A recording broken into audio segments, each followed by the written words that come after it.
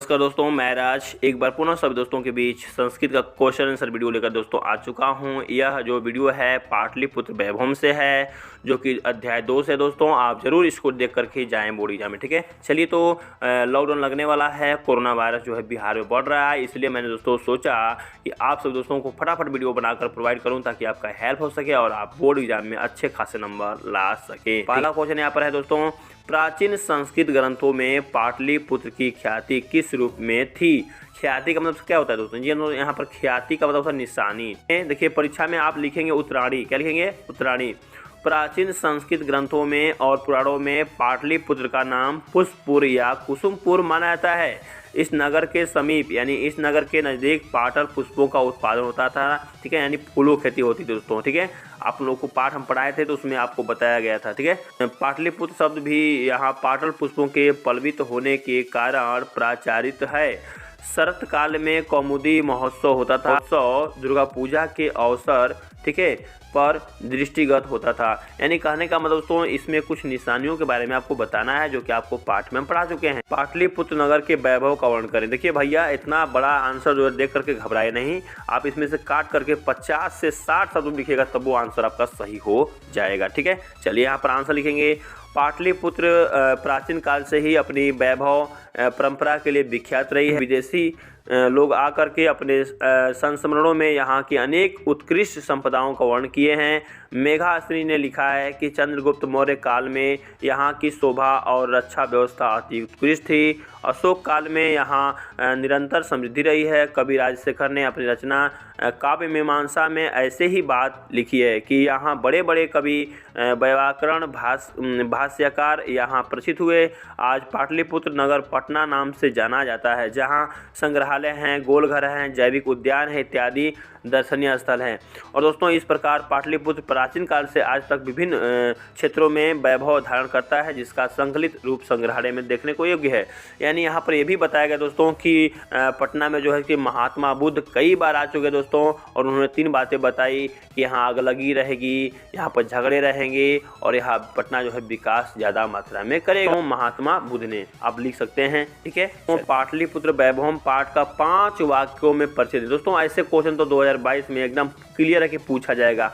आप अपने question bank में देख सकते हैं, क्वेश्चन बैंक में पूरा क्वेश्चन दिया हुआ है और मैंने वहीं से क्वेश्चन लेकर के दोस्तों प्रीवियस ईयर का आपको बताते जा रहा हूं ताकि एकदम परीक्षा में आ जाए, ठीक है। पाटलिपुत्र वैभव पाठ में बिहार की राजधानी पटना के प्राचीन महत्व का निरूपण करने के साथ ऐतिहासिक परंपरा राजधानी के प्रसिद्ध स्थलों का भी वर्णन किया गया है। इस पाठ को यानी पाटलिपुत्र वैभव पाठ को कंठाग्रह करके छात्र किसी वाक्य प्रतिस्पर्धा में भाग ले सकते हैं।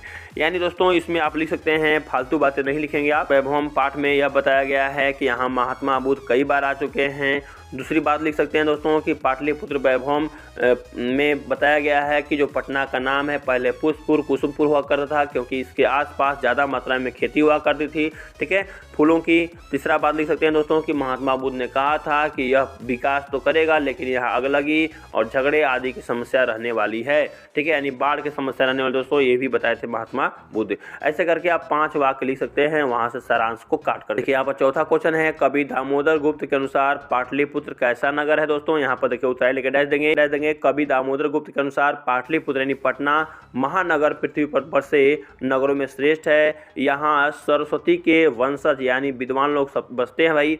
कवि ने इस महानगर की तुलना इंद्र की भरी पूरी नगरी से कर दी है, ठीक है दोस्तों। चलिए, यहाँ पर देखिए 5वां क्वेश्चन है, पाटलिपुत्र को शिक्षा का प्राचीन केंद्र क्यों माना जाता है। देखिए भाई, यहाँ पर उत्तर लिख डैश देंगे दोस्तों, उत्तरायण लिख डैश। राजशेखर रचित काव्य मीमांसा काव्य से हमें जानकारी मिलती है कि पाटलिपुत्र शिक्षा का एक प्राचीन केंद्र था। यहाँ संस्कृत के अनेक विद्वान हुए, पाणिनि हुए, पिंगल हुए, वररुचि तथा पतंजलि की परीक्षा यहाँ यहीं ली गई थी दोस्तों, और यहीं उन्होंने ख्याति प्राप्त की थी, यानी यहीं उन्होंने ज्ञान प्राप्त की। देखिए, यहाँ पर अगला क्वेश्चन पूछ रहा है, पाटलिपुत्र के प्राचीन महोत्सव का वर्णन करें। देखिए दोस्तों, यहाँ पर लिखेंगे उत्तरायण लिख डैश। पाटलिपुत्र से शरत काल में कौमुदी महोत्सव बड़ी धूमधाम से मनाया जाता था। सभी नगरवासी आनंद मग्न हो जाते थे। इस समारोह का विशेष प्रचलन गुप्त वंश के शासन काल में था। आजकल जिस तरह दुर्गा पूजा मनाई जाती है उसी प्रकार प्राचीन काल में कौमुदी महोत्सव मनाया जाता था। कहाँ पर? पाटलिपुत्र में यानी पटना में। ठीक है, पूछ सकता है सिख संप्रदाय के लोगों के लिए पटना नगर क्यों महत्वपूर्ण है? यहाँ पर उत्तरायण लिख डैश देंगे दोस्तों। जी हाँ दोस्तों, परीक्षा में आप उत्तरायण लिख डैश दीजिए। सिख संप्रदाय के लोगों के लिए प्राचीन पटना नगर में पूजनीय स्थल अवस्थित है। यहाँ उनके 10वें गुरु गोविंद सिंह का जन्म स्थान है। यह स्थल गुरुद्वारा के नाम से जाना जाता है। देश विदेश से सिख संप्रदाय के अलावा अन्य संप्रदाय के तीर्थयात्री भी यहाँ दर्शन के लिए आते हैं। ठीक है दोस्तों, अगला सवाल पूछा गया आपसे, लेखक पाटलिपुत्र वैभवम पाठ से हमें क्या संदेश देना चाहते हैं? आंसर लिखिएगा दोस्तों। कहना है दोस्तों कि प्राचीन काल में पाटलिपुत्र एक महान नगर था जहां शिक्षा, वैभव और समृद्धि थी। मध्यकाल में इसकी स्थिति ठीक नहीं थी। मुगल काल में इस नगर का पुनः उद्धार हुआ था तथा अंग्रेजी के शासन काल से लेकर वर्तमान में इस नगर का अत्यधिक विकास होता रहा। ठीक है दोस्तों, चलिए इसमें ज़्यादा मात्रा में जो है महात्मा बुद्ध जो है भूमिका निभा चुके हैं। महात्मा बुद्ध जो है बताए थे कि यहाँ आग लगी रहेगी, बाढ़ रहेगी, झगड़े रहेंगे दोस्तों, लेकिन यह पटना जो है बहुत बड़ा नगर होगा। आज देख ही रहे हैं पटना जो है बिहार की राजधानी बन चुकी है। ओके, अगला क्वेश्चन आपसे पूछा जा सकता है कि लेखक के विचार में प्राचीन काल से आज तक पाटलिपुत्र किस प्रकार का नगर रहा है? यहाँ पर उत्तरायण लिखेंगे दोस्तों। लेखक के विचार से पाटलिपुत्र नगर प्राचीन काल से लेकर आज तक राजनीतिक, धार्मिक, औद्योगिक और शिक्षा जैसे विभिन्न क्षेत्रों में वैभव धारण करता रहा है, यानी ऊंचा स्थान रखता रहा है और यहाँ इनका संकलित रूप से दर्शन किया जा सकता है। यहाँ के लोग कई उत्सव मनाते हैं। पाटलिपुत्र वासी पटन देवी की पूजा करते हैं। पाटलिपुत्र एक महान नगर रहा है और दोस्तों आप देख रहे हैं कि यह बिहार की राजधानी भी बन चुका है। कौन? पटना। तो दोस्तों इस प्रकार से महात्मा बुद्ध के बारे में उठा करके लिख सकते हैं शब्दों को, और राजशेखर, दामोदर गुप्त आदि के बारे में। ठीक है दोस्तों, चलिए तो उम्मीद करते हैं कि आप जो है पाटलिपुत्र वैभवम से एग्जाम में 2022 एग्जाम में कक्षा 10वीं में एकदम धमाल मचाने वाले हैं। और दोस्तों इस तरह से आप चैनल को सब्सक्राइब कीजिए, क्योंकि मैंने आपको लक्ष्य रखा है कि दोस्तों कि 14 अध्याय पूरा पढ़ा करके आपको विज्ञान, मैथ और दोस्तों संस्कृत तो पढ़ा ही रहे हैं, उसके बाद मान लीजिए दोस्तों कि इंग्लिश है, हिंदी है दोस्तों, सभी जो है पाठ को पढ़ा करके आप सभी दोस्तों को प्रोवाइड करूंगा 1 महीना के अंदर। क्रैश कोर्स मान लीजिए दोस्तों चल रहा है।